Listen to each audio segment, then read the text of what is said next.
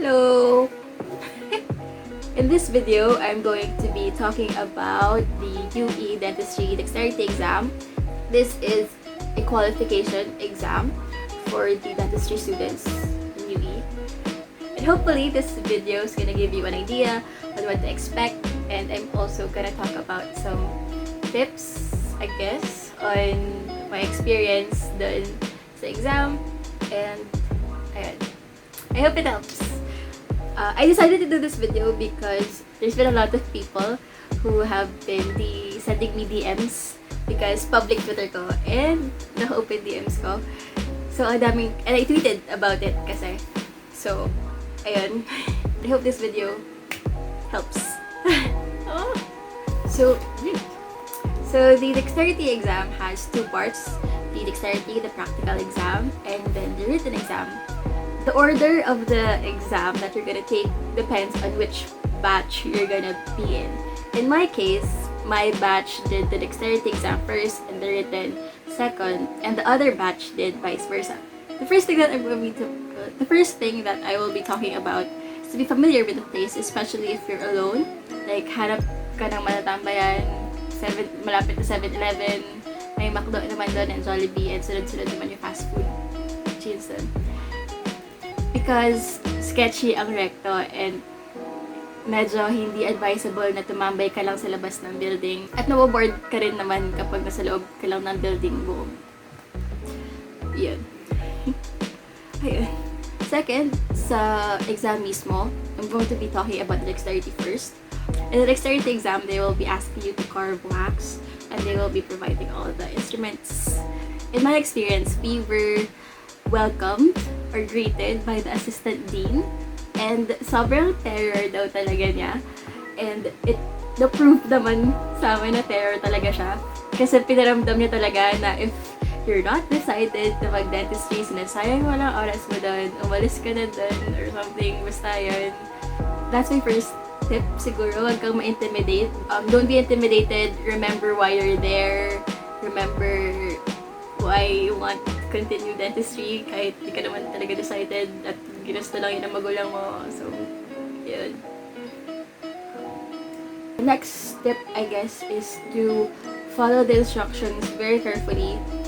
Sa case ng friend ko, medyo nalito siya sa CM, tsaka MM. So, ayun, medyo nagka-problema din sa measurements niya. Pero, I think nabawi. I think na-realize din naman niya yung pagkakamali niya agad, thankfully. Also, you really need to take it slow and steady, I guess, because every move you make, everything you do dun sa wax should be carefully planned, I guess, kasi you can't take back, or like, you can't take back anything na ginawa mo na dun. Hindi mo na siya mababawi.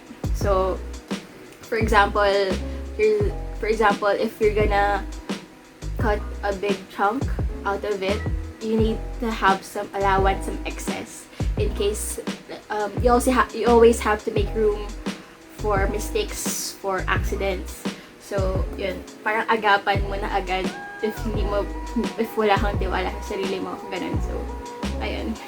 Another tip that was given to us on that day was to warm the wax with our hands or with our breath, parang ganun. Kasi nga, wax is more malleable when it is warm or hot, ganun.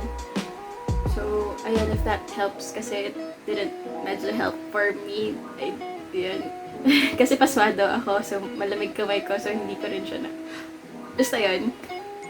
Moving on to the written exam, it's not more on academic questions, it's more on logic, analyzation, space relations. My advice is don't overthink it.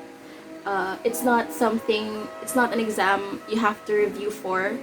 I mean, medyo may general knowledge naman, pero it's not really academic heavy.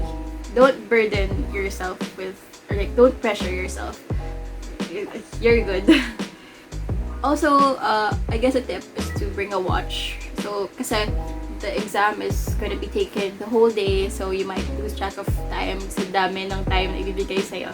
So, ayun, you just have to manage your time well to the work you have to do pa. Ganun. the jacket, like I brought a jacket pero I didn't feel the need to use it. Siguro hindi lang ganun kalamig yung room namin. Or sa experience na iba, malamig daw. So, ayun. Bring it just in case siguro. Another tip, I guess, that I can give you is to make friends. Because there is really a high chance na kung sino rin yung kasama mo doon, sila din yung kasama mo, ka-section mo the next school year. If yun nga matutuloy ka sa dentistry, like, you're gonna be seeing the same faces and magiging ka-block mo yung iba doon. So, it would be really advantageous if you already knew them, if you already exchanged Facebooks, Twitters, gano'n. Kasi, kayo rin kasi yung magtutulungan. For example, sa uniforms, saan pwede bumili ng nameplate, ganyan. So, ayun. I hope that this video gave you an idea on what to expect. And I hope it helped. I really hope it helped. At sana hindi walang kwenta to. So, ayun. I also hope na makapasa kayo sa mga nanonood nito at mag-take ng Dexterity Exam. Mag-take the exam. Thank you for watching. That's all. And I hope I'll see you around campus. Bye!